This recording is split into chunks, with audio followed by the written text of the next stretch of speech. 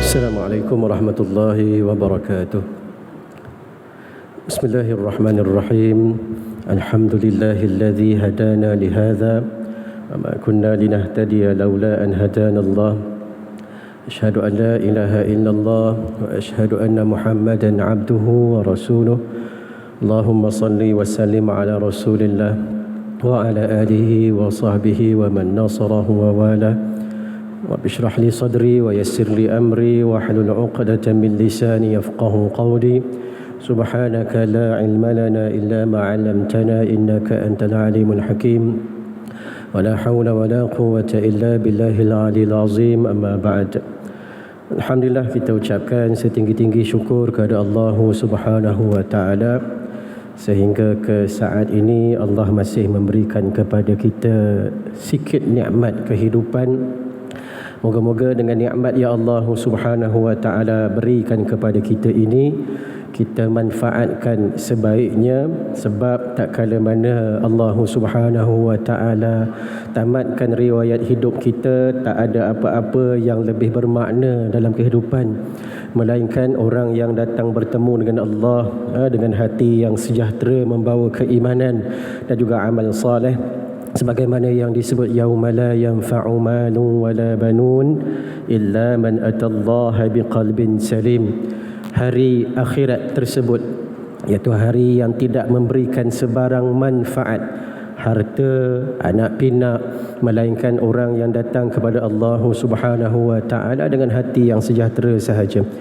Baik, insya-Allah pada pertemuan kali ini kita akan cuba lihat bagaimana seni interaksi Nabi sallallahu alaihi wasallam bersama-sama mereka yang status sosialnya tinggi dalam masyarakat.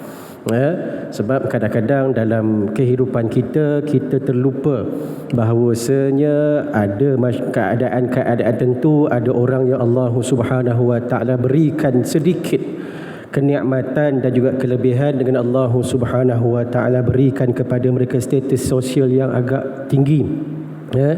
Kita bukanlah suatu masyarakat yang menafikan terus status sosial ini dalam agama, sebab agama sendiri mengiktiraf bahawasanya dalam kehidupan akan ada orang yang berada di atas, akan ada orang yang berada di bawah. Tak boleh semua jadi imam. Kena ada seorang imam, kena ada ramai makmum. Kalau semua pakat-pakat jadi makmum, bertolak-tolak ada imam. Kalau semua pakat jadi imam, bahaya. Akhirnya tak ada siapa-siapa nak jadi makmum. Maka dalam soal ini, akhlak Nabi sallallahu alaihi wasallam, kalau kita lihat bahawasanya Nabi sallallahu alaihi wasallam melayani setiap daripada kita ini, anggota masyarakat, dengan layanan yang istimewa. Nabi layan orang miskin dengan istimewa. Nabi layan OKU dengan layanan istimewa. Nabi layan kanak-kanak dengan layanan istimewa. Bahkan Nabi layan orang yang ada satu sosial yang tinggi juga dengan layanan yang istimewa.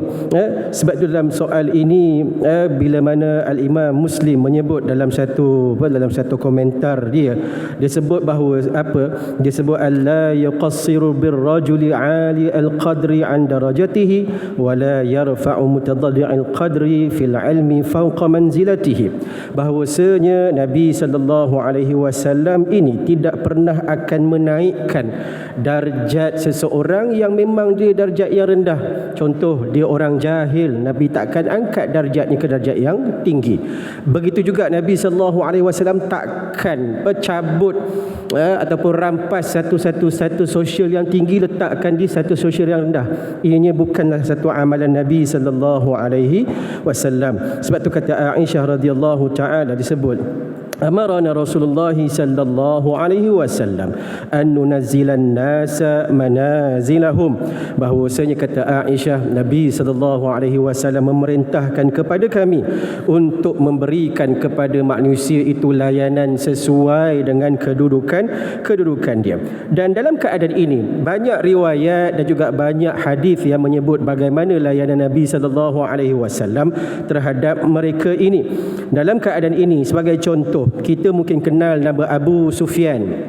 Abu Sufyan, yang mana Abu Sufyan ini merupakan salah seorang Sadatul Quraisy atau pemimpin kaum Quraisy, dan sesiapa yang membaca sejarah akan tahu bahawasanya perang Badar bermula dengan kes Abu Sufyan, iaitu bila mana kematian beberapa orang ketua pada waktu itu. Abu Sufyan antara yang jadi among the elders.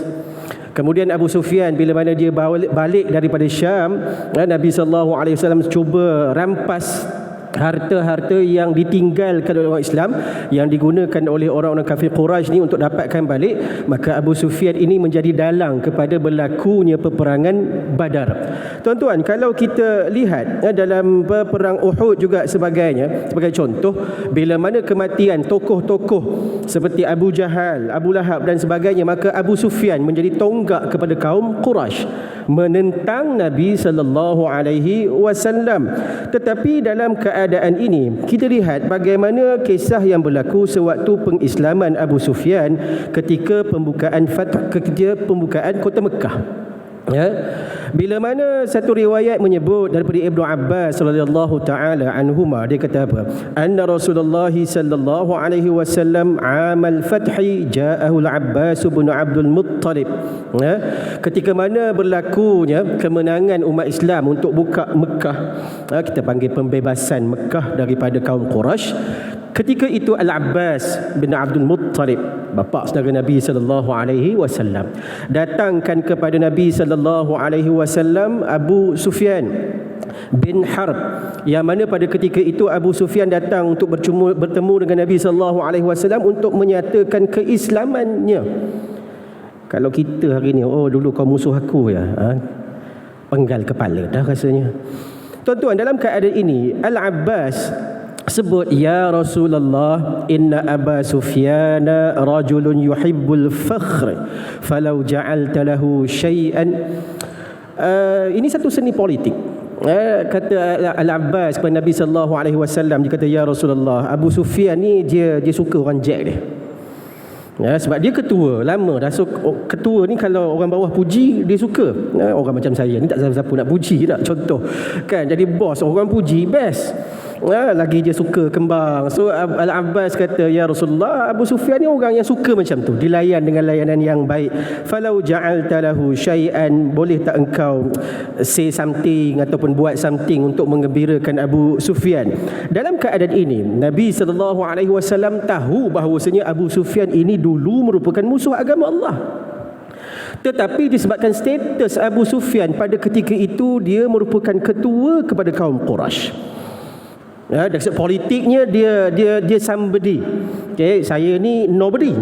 Contoh, he's somebody yang mana di belakangnya ada pengikut-pengikutnya. Maka Nabi SAW na'am, man dakhala dara Abi Sufyan fahuwa aminun wa man aghlaqa alaihi babahu fahuwa aminun. Nabi recognize kedudukan Abu Sufyan dengan Nabi sebut apa? Siapa-siapa yang masuk rumah Abu Sufyan, berlindung di rumah Abu Sufyan, dia akan aman.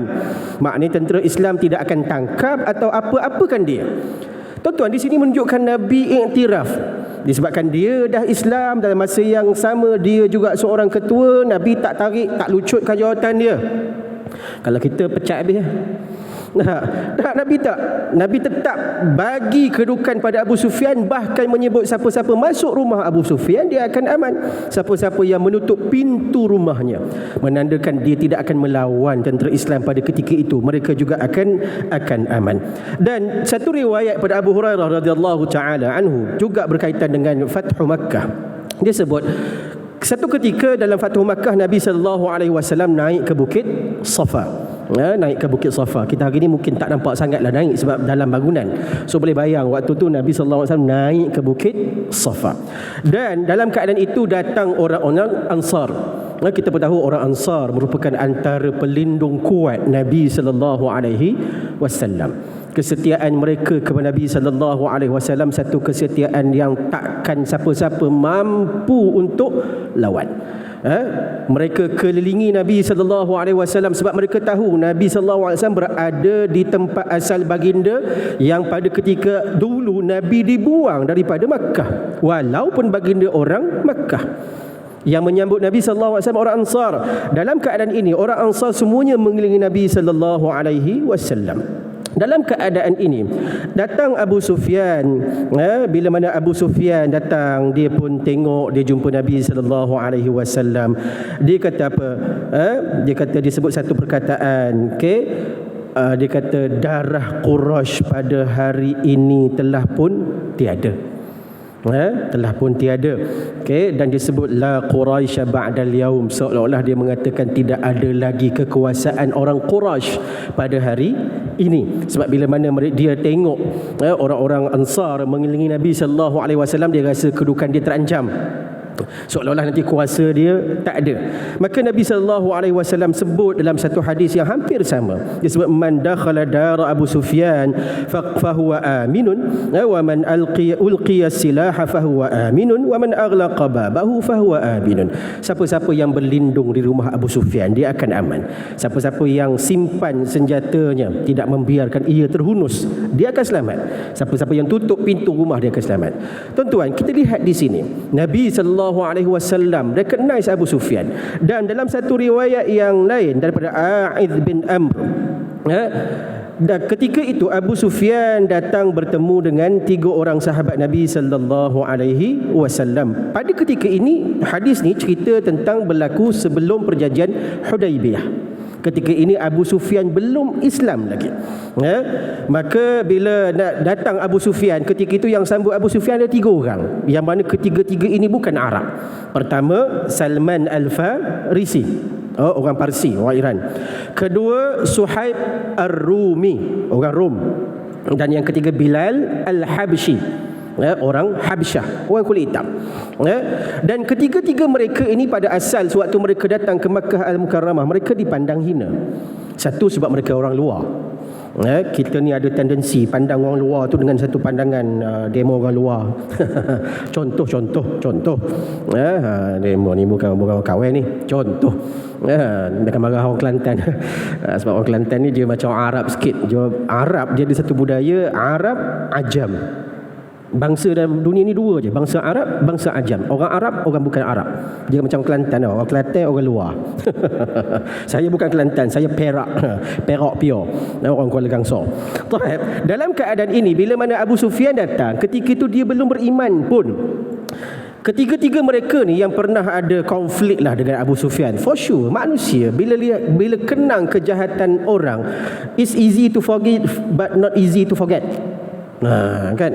Mudah untuk maafkan, tapi luka tu, scar tu tetap ada.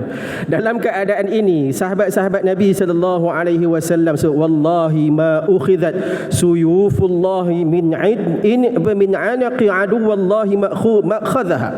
Dia kata apa? Pedang Allah ni belum kena tetap atas tengkuk musuh. Tuan-tuan, dia seolah-olah satu penghinaan kepada Abu Sufyan. Dia kata masuk Islam lah, kalau tak kamu akan dimusuh Allah.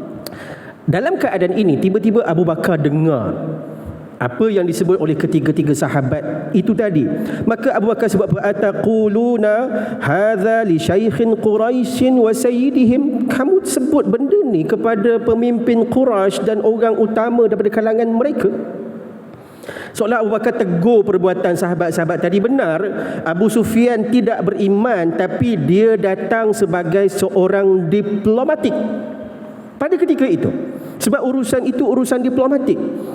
Sebab ketika perjanjian Hudaibiyah, walaupun bertembung dengan musuh, ketika mana nak dijalankan perjanjian damai dan sebagainya, pada ketika itu urusan diplomatik. Maka kena layan mana-mana duta diplomatik, walaupun dia negara musuh, kena layan dengan baik. Ini suatu prinsip yang Islam gagaskan lama dah. Sebab tu hari ini kadang-kadang negara yang berperang, dia boleh duduk semeja sewaktu berbincang. Sebab apa? Atas dasar ini. Maka dalam keadaan ini, datang Nabi sallallahu alaihi wasallam, maka Abu Bakar pun bagi tahu cerita ini kepada Nabi sallallahu alaihi wasallam. Baik. Apa yang Nabi bakal reaksikan nanti, suatu benda yang menarik. Nabi kata, ya Aba Bakrin la'allaka aghdabatuhum la in kunta aghdabatuhum laqad aghdabatuka rabbak. Nabi kata, wahai Abu Bakar, mungkin kamu telah menyebabkan sahabat-sahabat kamu terasa dan buatkan mereka rasa marah. La in kunta aghdabatuhum, Nabi kata kalau kamu buat sahabat-sahabat kamu, iaitu sahabat-sahabat aku ni marah, Allah Ta'ala lebih murka kepada kamu. Maka dalam keadaan ini Abu Bakar As-Siddiq radhiyallahu ta'ala anhu memang seorang yang jiwanya sangat besar. Abu Bakar bukan calang-calang manusia. Orang pertama beriman, orang yang habiskan harta pada jalan Nabi sallallahu alaihi wasallam. Nak dibandingkan dengan 3 sahabat ni, mereka siapa? Tetapi Abu Bakar jumpa sahabat-sahabat ini, dia kata, ya ikhwatah aghdabatkum, wahai saudara-saudaraku, adakah kamu marah terhadap aku dengan kata-kata aku tadi? Maka kata mereka, la yaghfirullahu laka ya akhi, tidak wahai Abu Bakar, Allah Ta'ala ampunkan kamu. Dalam keadaan ini Nabi SAW tak tegur Abu Bakar yang seolah-olah memuliakan Abu Sufyan. Yang Nabi hanya tegur ialah jikalau kata-kata Abu Bakar itu mengguris hati sahabat-sahabat, itu saja. Tuan-tuan nampak tak? Dikala ini bagaimana Nabi SAW layan orang yang ada status sosial yang tinggi dalam masyarakat. Tuan-tuan, bila Nabi SAW datang ke Madinatul Munawwarah, di Madinah juga mereka ada ketua-ketua mereka asal. Antaranya Sa'ad bin Mu'adh. Sa'ad bin Mu'adh. Nanti ada masa balik cuba cari nama-nama ni. Cuba cari, kenal mereka. Ini kadang-kadang anak cucu kita kenal boy kan. Sa'ad bin Mu'adh tak kenal. Tuan-tuan mungkin kenal ahli politik lebih pada kenal para sahabat. Buat malu kaum. Tak ada masalah kan. Kalau kita undi dia gagah lah, boleh lah dia bagi apa-apa kat kita tak. Kalau dia tak ada apa-apa pun, hari-hari duduk dengar TikTok dia, tak ada pahala tak. Baik kenal para sahabat, ikut contoh mereka. Sa'ad bin Mu'adh, yang mana dia ini merupakan ketua bagi suku kaum Khazraj. Nabi SAW sewaktu peristiwa peperangan Bani Quraizah, ni cerita bab sejarah ni banyak benda-benda yang kena relate. Nanti balik cari tentang bagaimana Nabi dalam ekspedisi Nabi menghalau orang-orang Yahudi di perkampungan Bani Quraizah. Maka bila Bani Quraizah ni dah dikalahkan, ada di antara mereka yang dibunuh, ada yang ditawan dan sebagainya. Maka untuk putuskan what to do with the rest, maka Nabi SAW lantik Sa'ad bin Mu'adh ini sebagai hakim. Dan bila mana dalam satu majlis Nabi SAW sebut, bila mana datang Sa'ad bin Mu'adh, kamu kena bangun berdiri hormat kat dia. Dan ada juga satu riwayat yang lain, bila mana ahli-ahli ataupun orang-orang Bani Quraizah datang untuk ke majlis penghakiman mereka, nak tentukan nasib mereka dan sebagainya. Pendek cerita, mereka semuanya dihalau daripada Madinatul Munawwarah. Nabi kata dalam keadaan ini, bila mana Sa'ad bin Mu'adh datang dengan himar. Himar ni bukanlah kereta yang grade A lah pada waktu itu. Dia ada kuda perang, kuda biasa, unta, himar. Agak-agak lah kan, Viva ke Azia ke contoh EX5. Tapi saya tak katalah orang ada kereta macam tu low class. Kadang-kadang orang ada kereta macam tu, dia kereta ketiga keempat. Orang Taman Tun ni dia kereta ketiga keempat. Kereta lain tu simpan kat rumah kan. Datang dia, Nabi SAW kata, qumu ila sayyidikum. Nabi SAW kata, kamu bangun, hormat kepada ketua kamu. Dan Nabi minta untuk mereka tambat himar kepunyaan Sa'ad bin Mu'adh. Dan dalam keadaan ini Al-Hafiz Ibn Hajar Al-Asqalani, Al-Hafiz Ibn Hajar Al-Asqalani, seorang ulama hadis, pensyarah kepada kitab Sahih Muslim, dia sebut apa? Fihi ikramu ahlil fadl. Di sinilah menunjukkan kepada kita tuntutan untuk apa? Untuk kita menghormati kepada orang-orang yang ada kelebihan dalam masyarakat. Dalam keadaan ini tuan-tuan, ada sedikit berkaitan dengan hukum fiqh. Apa hukum kita bangun hormat pada orang? Saya ni dulu cikgu sekolah kan. Masuk kelas je, anak murid bangun, Assalamualaikum Ustaz kan, rasa bangga. Contoh. Okey. Ada 3 jenis yang disebutkan oleh ulama dalam kitab-kitab fiqh. Yang pertama, berdiri ketika ketibaan orang yang dihormati kerana ilmunya, kerana pengalamannya. Mungkin dia orang lama, dia ketua, maka dia datang, kita bangun hormat, itu dibenarkan oleh agama.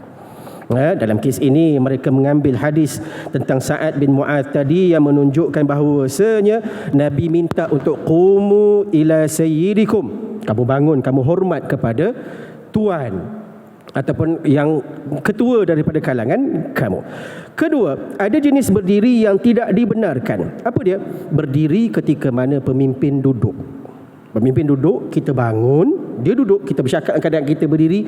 Ulama menghukumkan perbuatan itu dilarang.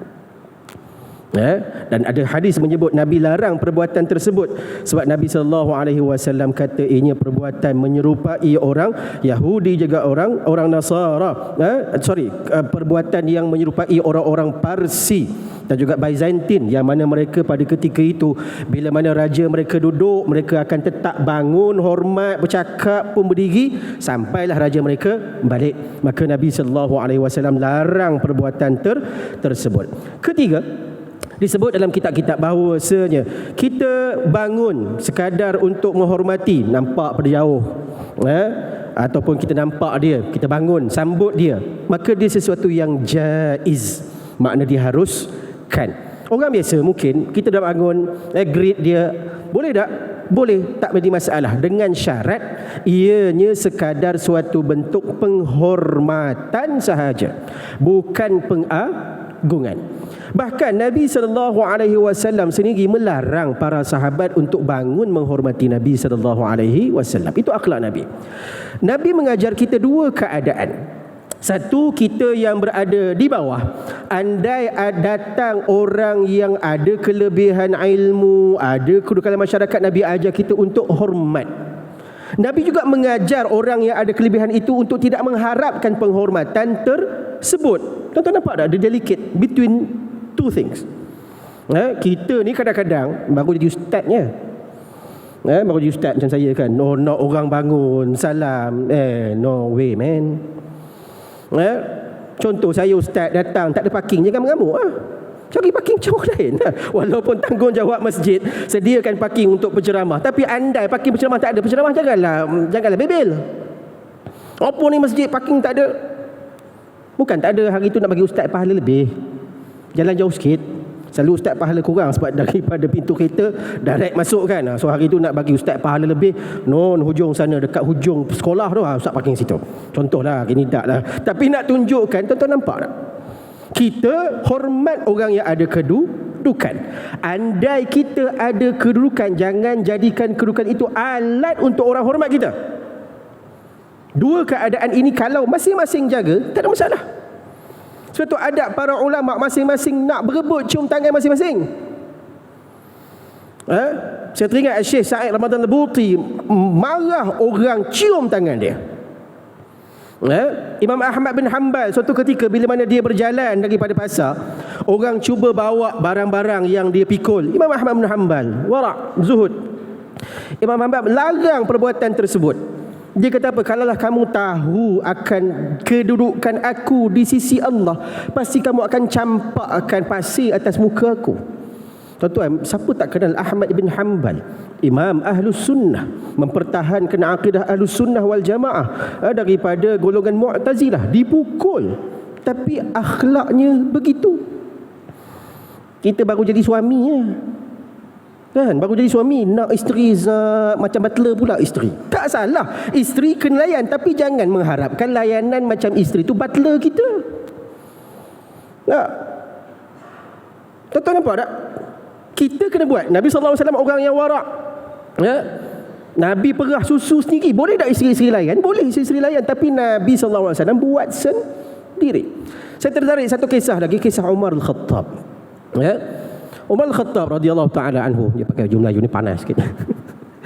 Umar Al-Khattab, tuan-tuan, kalau siapa-siapa baca sejarah tahu Umar, siapa dia? Orang kata gedebel Umar ni. Bukan calang-calang. Orang lain berhijrah tinggalkan Mekah senyap-senyap, Umar Al-Khattab berhijrah tinggalkan Mekah. Dia bawa senjata dia buat announcement, siapa-siapa nak bini jadi janda, nak anak yatim, tunggu aku depan sana. Gedebel, jangan main. Umar ni tinggi 7 kaki lebih kurang, 1.9 meters. Naik kuda kaki hampir-hampir jejak tanah. Kita EX5 pun tongkat sebelah. Pendek macam saya ni kan. Tuan-tuan, satu ketika Umar Al-Khattab berjalan di pasar. Waktu tu dia jadi Amirul Mukminin. Siapa tak kenal Umar Al-Khattab? Datang seorang makcik tu panggil, "Ya Umair, ta'al hina." Dia tak panggil Umar, dia panggil Umair. Tuan-tuan, dalam bahasa Arab ada satu istilah sebagai ismut tasghir. Ismut tasghir ni mana memperkecilkan. Kalau Umar jadi Umair, kalau Anas jadi Unais. Dalam bahasa Arab, kalau bahrun, laut besar, kalau buhairun maknanya tasik. So Umair ni, little Umar. Come here. Kalau kita makcik ni pun tak kenal bagai kau. Umar datang, tunduk kepala. Dia kata, "Umar, aku kenal kamu ni dulu-dulu kecil-kecil, kamu duk main sini ya." Oh, nakal sungguh, dia kata. Dan ni jadi Amirul Mukminin ya. Hati-hati Umar, ittaqillah, takut pada Allah, jangan buat main-main. Umar tunduk diam, PA kat belakang tu nak penumbuk dah makcik ni, kau ancak dia kata. Umar diam. Bila habis makcik ni balik bebel kat Umar macam-macam, pembantu dia dah ready dah nak cakap. Umar duk tahan dia. Habis makcik tu pergi, Umar kata, "Kamu tahu tak siapa perempuan tadi?" "Mana tahu." "Dia lah Khawlah." Balik cari sejarah Khawlah. Khawlah ni wanita yang menyebabkan turunnya suratul Mujadalah. Qad sami Allahu qawlan lati tujadiluka fi zawjika wa tashtaki ila Allah wallahu yasma'u tahawurakuma, sampai habis ayat. Umar kata perempuan ni dia mengadu kat Nabi, dia mengadu kat Allah, Allah Ta'ala turun surah untuk dia. Kalau Allah dengar pengaduan dia, siapa aku untuk tak dengar kata-kata dia? Kita hari ni orang horn sikit kat belakang, bawa sering lock keluar dah. Tak. Orang horn sikit je, sebab itu je komunikasi yang boleh hantar jalan raya. Nak buat macam mana lagi? Nak jerit, orang tak dengar. Tapi keegoan kita menyebabkan kadang-kadang kita menjadi orang yang sedemikian. Nabi SAW iktiraf golongan ini dengan keadaan Nabi nakkan mereka ini jadi orang yang beriman. Sebab once mereka ini beriman, mereka ada pengaruh untuk pengaruhi orang lain juga untuk jadi beriman. Bukan kata kita nafikan orang lain, tak. Tapi ada seninya kat situ. Sebab tu kalau kita lihat pengislaman di tanah Melayu ini bermula dengan pengislaman raja-rajanya. Sebab bila rajanya beriman, maka automatik rakyatnya akan beriman. Sebab disebut annasu ala dini mulukihim, manusia ni atas agama raja atau pemimpin. Kan ada pepatah Cina menyebut, kalaulah kepala ikan tu elok, maka eloklah sampai ke hujung. Kalau busuk kepala ikan tu, sebab tak nak beli ikan kan, orang beli ikan kan dia klepek insang dulu. Ke pakat-pakat beli kat Shopee belaka ni kan, tahu-tahu sampai dah ikan kat rumah dah. Kalau kita tengok ikan kan, kita tengok mata dia okey ke tak okey, putih lagi ke tak, merah, tengok pula insang. Menandakan apa? Kalau itu elok, belakangnya akan elok. Sebab tu Nabi SAW pernah mengharapkan agar salah seorang daripada dua Umar ini Islam. Nabi kata, Allahumma a'izzal islami bi ahabbi hadzaini rajulaini ilaik. Ya Allah, kuatkan Islam dengan salah seorang daripada dua lelaki yang engkau lebih kasihi, iaitu yang pertama Abu Jahal ataupun Umar Al-Khattab. Nabi pernah doa. Sebab apa? Sebab kedua-dua mereka ini ada pengaruh. Sebab kedua-dua mereka ini merupakan Sadatul Quraisy, pemimpin Quraisy, yang mana kalau mereka ini beriman, pastinya akan memberikan kekuatan kepada agama. Akhirnya Nabi SAW seolah-olah tertarik dengan Umar Al-Khattab. Sebab tu Nabi nak sebut, Allahumma a'izzal Islam bi Umar ibn Al-Khattab khassatan. Wahai Allah, kuatkan Islam ini dengan pengislaman Umar Al-Khattab. Sebab tu tuan-tuan sekalian, dalam keadaan ini kita sebagai ahli masyarakat jangan pandang orang yang ada high status ni sebagai musuh kita. Sebab kadang-kadang kita ada tendensi untuk pandang mereka ni sebagai musuh. Kena hormat dia, nak apa?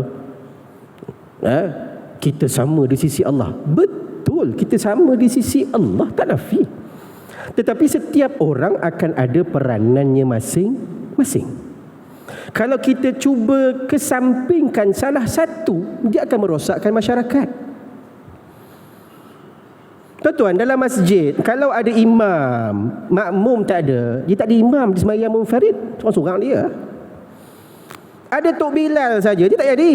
Dia dah panggil azan, penyudahnya dia azan, dia imam, dia Bilal, dia makmum. Tak jadi juga. Ada makmum, ramai makmum, imam tak datang tugas, tak jadi juga. Sebab itu setiap daripada kita ini ada peranan masing-masing, dan kalau masing-masing menghormati setiap daripada peranan ini, masyarakat akan berfungsi dengan baik.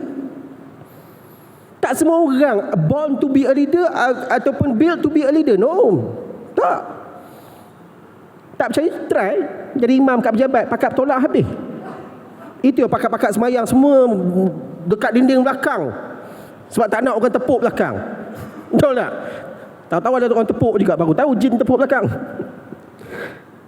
Sebab tak semua orang boleh duduk di situ dengan status itu, membawa tanggungjawab dan peranan. Sebab itu Nabi SAW menjadikan golongan ini sebagai sasaran dakwah baginda, dan baginda menyantuni mereka dengan baik.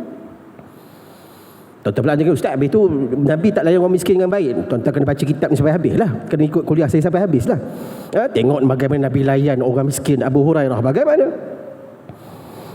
Nabi layan OKU Ibnu Umi Maktum bagaimana? Nabi layan wanita bagaimana?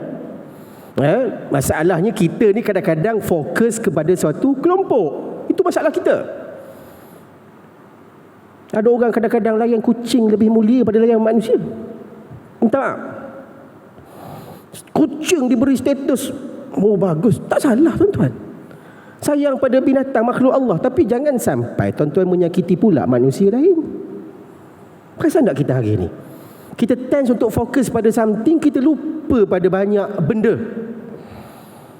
Nabi ajar kita tidak sebegitu. Sebab tu Nabi SAW ketika mana dakwah baginda, bila mana kaum kafir Quraisy pada ketika itu tolak dakwah baginda, baginda pergi ke Taif dengan harapan orang Taif dapat menerima keislaman yang dibawa baginda Nabi SAW.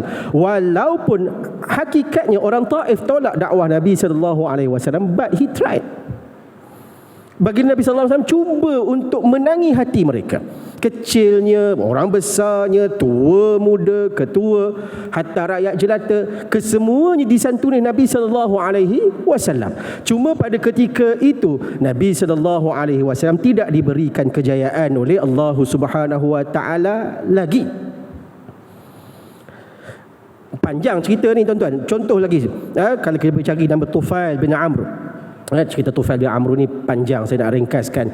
Bila mana Tufail ini datang kepada Nabi SAW, nak beriman kepada Nabi SAW, Nabi layan dia dengan baik.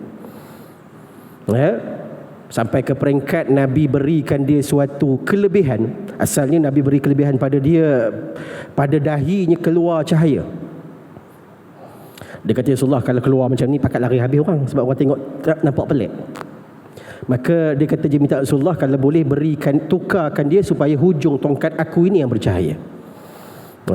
So Tufail bin Amr balik ke kampung dia dengan keadaan itu. Akhirnya penduduk kampung ni semua beriman. Sebab apa? Sebab Tufail bin Amr ketua.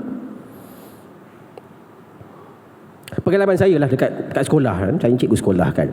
Nak diamkan sekolah senang je, cari kepala dia je. Kan? Cari kepala Samsing lah. Jumpa kepala Samsing tu, okey. Saya ingat waktu mula-mula saya diposting jadi guru, saya minta jadi pengurus pasukan bola sepak, padahal aku ni kaki bangku. Main badminton reti kan, bola ni tak apa. Saya kata saya minta. Kenapa? Sebab saya kata sebab saya punya bos kata you have a task untuk make sure zero ponting. Saya pula mengajar di kawasan flat Seri Pahang, untuk area-area saya tu. Saya kata buat macam mana? Oh, rupa-rupanya kena pegang budak-budak bola ni. Senang dia. Dia orang ni tak payah belajar. Yang penting kaki dapat jejak padang tu satu kebanggaan. Saya pula kata okey, kamu boleh main, boleh wakil sekolah, tapi dengan syarat datang sekolah. Ponting sari haram jejak padang. Di kancah semani no way. Ada yang cuba-cuba selinap masuk daripada atas pakai wisil. Kan, no padang. Akhirnya berjaya. Bila kita lihat pendekatan Nabi ini, baru kita tahu jangan kita kesampingkan golongan yang ada status dalam masyarakat ni. Sebab once kita kesampingkan mereka, masyarakat akan bincang. Layanlah kesemuanya dengan baik, sebagaimana Nabi SAW layan setiap satu dengan baik. Saya lihat kita hari ini kadang-kadang cuba mencipta permusuhan antara orang miskin dengan orang kaya. Orang miskin ada skeptikal terhadap orang kaya, orang kaya pula ada satu pandangan skeptikal terhadap orang miskin. Ini satu benda-benda yang orang cuba wujudkan. So-called high status dalam masyarakat memandang ini low grade, orang kampung. No, bukan begitu cara dia. Masing-masing ada kedudukan yang mana kalau kita kaji, kedudukan itu merupakan ujian daripada Allah. Saya duduk kat atas ni tuan-tuan, ujian untuk saya. Tuan-tuan yang duduk kat bawah, ujian untuk tuan-tuan. Bukan senang nak bersila lama. Aku tak apalah sedap duduk atas macam ni kan. Duduk bersila lama Tuhan dah tahu kan, 3 kali tukar posisi. Bukan senang. Duduk atas ni pun bukan senang tuan-tuan. 3 hari baca buku, tengok lagi ni. Ataupun ketar lutut juga nak bercakap. Try bercakap. Baru jadi wali nikah pun jenuh ketar dengan mikrofon.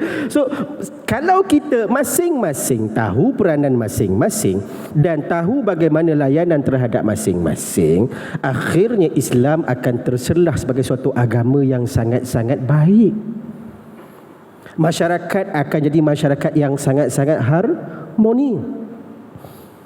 Sebab apa? Sebab baginda Nabi tunjukkan satu persatu contoh bagaimana melayani, bagaimana berinteraksi dengan mereka ini. Sebab tu tuan-tuan dan sekalian, andai kita ikut akhlak Nabi SAW dalam setiap aspek kehidupan kita, maka insya-Allah kita akan jadi masyarakat yang dikasihi Allah Subhanahu wa taala. Sebab tu Allah tak sebut walau anna ahlal qura amanu wattaqau lafatahna alaihim barakatin minas samai wal ard. Kalau ahli suatu kaum sebuah kampung, penduduk satu perkampungan, satu kawasan beriman dan bertakwa kepada Allah, Allah Ta'ala akan buka segala pintu kebaikan pada langit dan juga bumi. InsyaAllah kita tamatkan kat sini. InsyaAllah moga-moga ada kebaikan untuk kita semua yang daripada Allah Subhanahu wa ta'ala. Yang kurang saya mohon ampun dan maaf. Aqulu qawli hadza wa astaghfirullahal azim li wa lakum. Wassalamualaikum warahmatullahi. Kita tangguhkan kafaratul maddi dan suratul as. Subhanakallahumma hamdika asyhadu an la ilaha illa anta astaghfiruka wa atubu. Bismillahirrahmanirrahim. Wal 'asr innal insana fi khusr. Alladzina amanu wa 'amilus solihat wa tawassaw bil haqqi wa tawassaw bis sabr. Sadaqallahul azim.